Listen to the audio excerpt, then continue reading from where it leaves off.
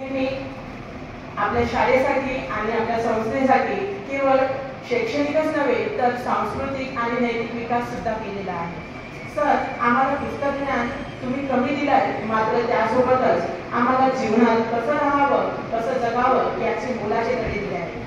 किंबहुना सरांना माहिती असेल मला बोलायला फार आवडतं, तेव्हा सरांनी जेव्हापासून या शाळेत आले आहे तेव्हापासून सरांनी मला नेहमी बोलण्याची संधी दिली आहे।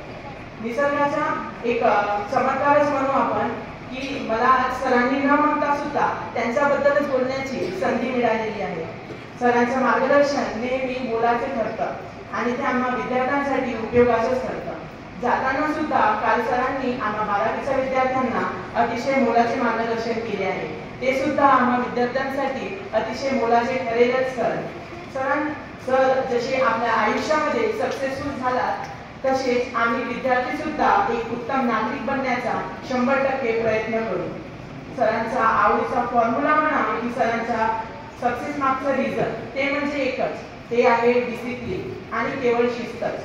सरांचा स्वभाव असा की मोडे पण वाकणार नाही, म्हणजेच डिफिकल्टी कितीही येऊ द्या पण सर नेहमी गाठलेलं ध्येय हे साध्य करूनच दाखवतात।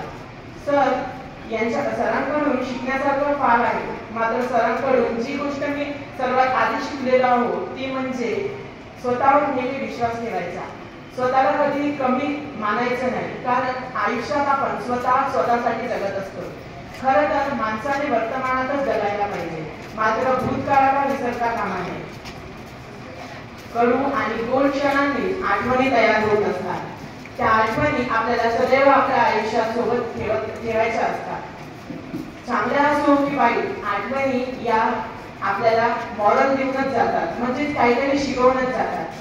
तेव्हा सरांसोबत आठवणी तर पुष्कळ आहेत, मात्र सांगायला गेलं थोडक्यात तर ते कठीण अवघड गणितच आहे। तेव्हा सरांच्या गणित विषयासाठी, सरांच्या गणित सब्जेक्टसाठी गणिताच्या भाषेतच एक आठवण म्हणूनच समजा की सरांनी आम्हाला 8वीत असताना शिकवलं होतं की एरिया नेव्हर बी निगेटिव्ह, म्हणजेच एरिया कधीही निगेटिव्ह असता कामा नये। त्याचप्रमाणे आपल्या ब्रेनचा एरिया हा सुद्धा निगेटिव्ह असता कामा नये, कारण जर आपल्या ब्रेनमध्ये निगेटिव्हिटी आली तर सर्वत्र आपल्याला निगेटिव्हिटी दिसत असते, जर तिथे पॉझिटिव्हिटी आली तर सर्वत्र पॉझिटिव्हिटी येत असते।